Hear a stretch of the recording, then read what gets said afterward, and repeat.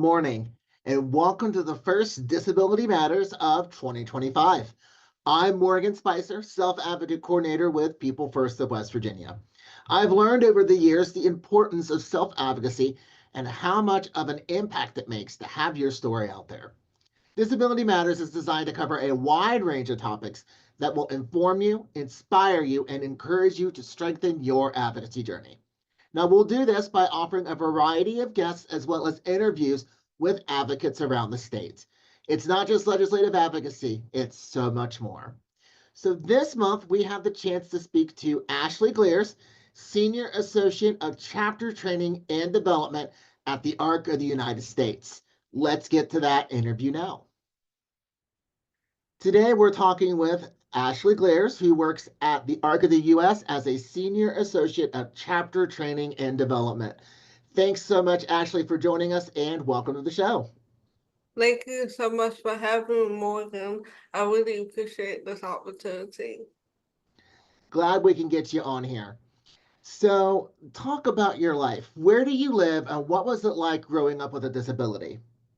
So I live in Maryland, and growing up with my disability, cerebral palsy, I faced many challenges throughout my life.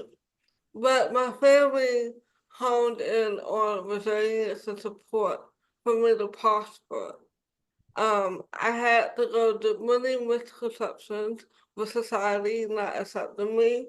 I had to navigate the world differently than others to help me um get through my lifespan as well. You currently work at the ARC of the U.S. as a Senior Associate of Chapter Training and Development. So, can you talk about how you got there, and is this your first job, and why were you interested in it? So I've always honed in on pursuing a career in my personal life, dedicating my life to people with disabilities. And so I started as a special education classroom assistant at one of the private schools, and then I transferred to the US. But I realized I was being rewarded and I wanted to create a larger impact on people with disabilities. So I pursued education. I got my bachelor's and master's degree and then a certificate in DEI. And it just led me to the arc where I can support more people with disabilities. So, back to your job. What are some of your responsibilities at the ARC? So in a nutshell, I support over 500 chapters, but that can include my work in NCE, which stands for the National Conference of Executives. I also do work with DAI program as well, and I support all the chapters team, making resources and webinars for the general public and chapters.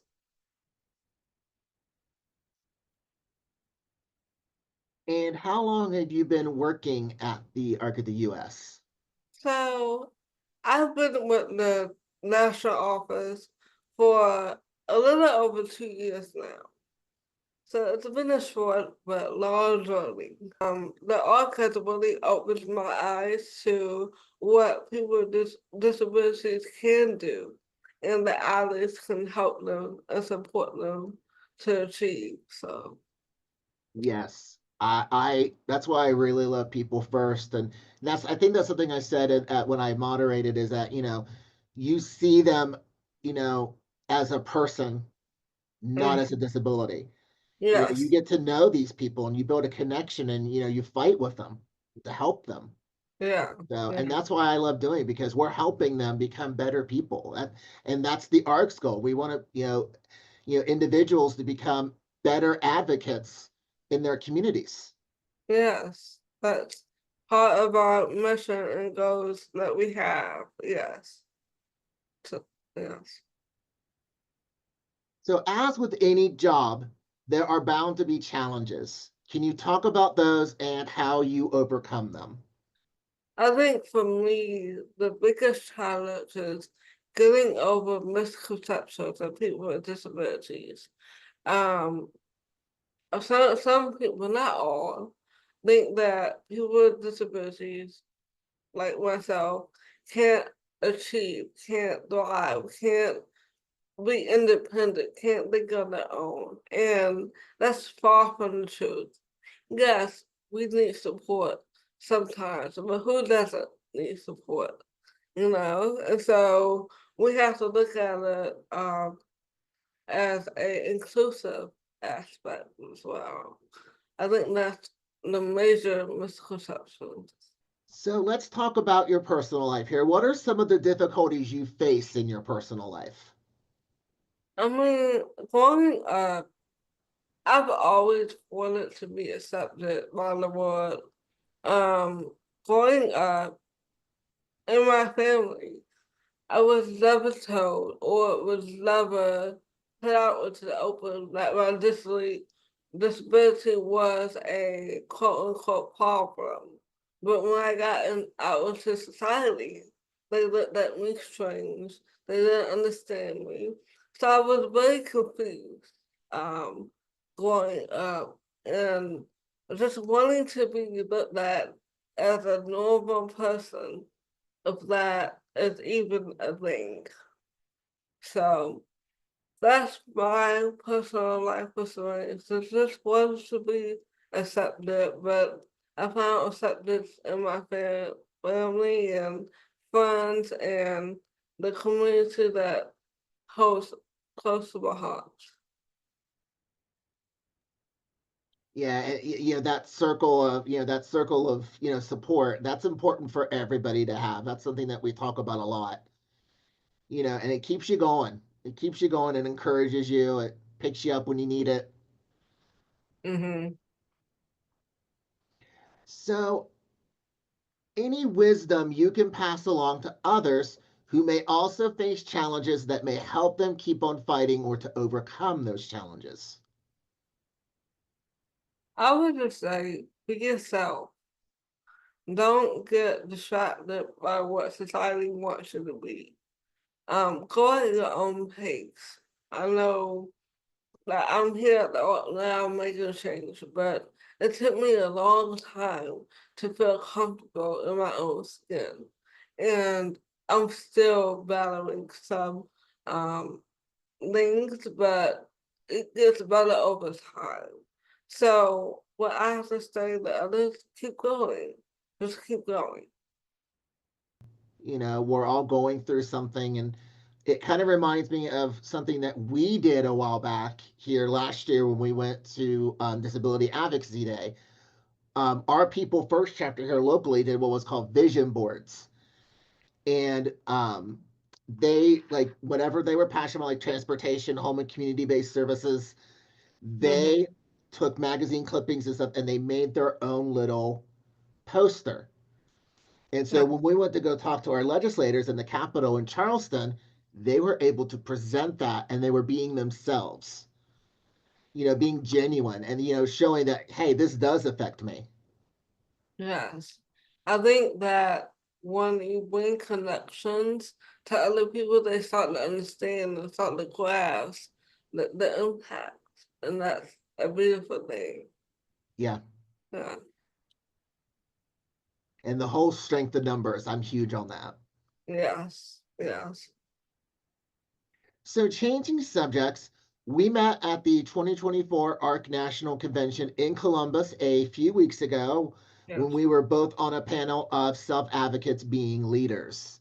This was my first time attending. How about you, and what was your experience? This was my third convention. I've always been in the background doing the work. This time I have more responsibilities. Not only did I present, but I have more responsibilities on the back end. So this convention was held a little bit to my heart to make sure that it was perfect for everyone. I'm glad that everyone that I went in to enjoy this as well. I definitely enjoyed it. It was my first year going, and I learned so much and I took so much out of it. Like the keynote speakers on the final day, those were just amazing ways just to end that convention. Mm-hmm. I really loved it. I loved the classes that I took. Um, it was just all around a great experience for me, and I felt like it definitely strengthened me. Yes, I feel like this convention was the best one that I've attended. That I really was like, wow, these every presenter touched me in some way.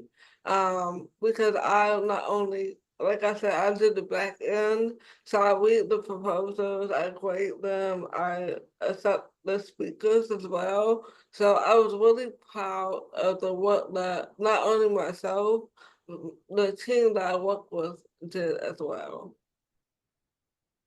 Takes a team effort, and you guys definitely did an amazing job. So, I'm anxious to go. I've never been to Washington, and I think we're going to go this year. So I'm a little anxious about that. April can't come soon enough. But so is there anything else we may have left out that you think is important to share? I just think that, people with disabilities are powerful and that they have their own mindsets and they can help everyone thrive in the world. It's not just a disability issue, it's a human rights issue as well. And so when we look at it from that perspective, a disability rights or human rights or vice versa, then we can get more done in the world and make the world a better place. Yeah. And that's why I love working at the Arc, because I feel like I am truly making a difference. Yeah. So it's a good feeling at the end of the day. So so is there anything else that you would like to add? I think, like I said before, just people with disabilities have a hold dear sentiment in my heart, and I just want them to be able to express themselves as they see fit, because their voices need to be heard as well. Absolutely. And that's one of the reasons why I do this show, is because I believe everyone's story is so important. Yes. And it's important to get it out there that you know who they are and they're a person first. So Hmm. that's why I enjoy doing this show, because I get to interview quite a lot of people that are telling their story and have the courage to do it. I'm so happy and thankful that you took this on. Because it's really needed in the world just to get different perspectives about people. Because not everybody with a disability has the same story. Right. Well, Ashley, that was everything I have. Thank you so much for joining us. Thank you so much. I really appreciate it. My pleasure. It was great talking to you again. Thank you. Bye. Thank you so much, Ashley, for joining us this month. Don't forget, if you want to be featured on an episode of Disability Matters or have a subject you would like discussed, you can reach out to me by calling the ARC at 304-422-3151 extension 129, or you can email me at morgan.spicer@thearcmov.org. I would love to have you on a future episode. With that, we're out of time for this month. Join us next time for another episode of Disability Matters, where we are advocating, educating, and celebrating the potential within you. See you next time.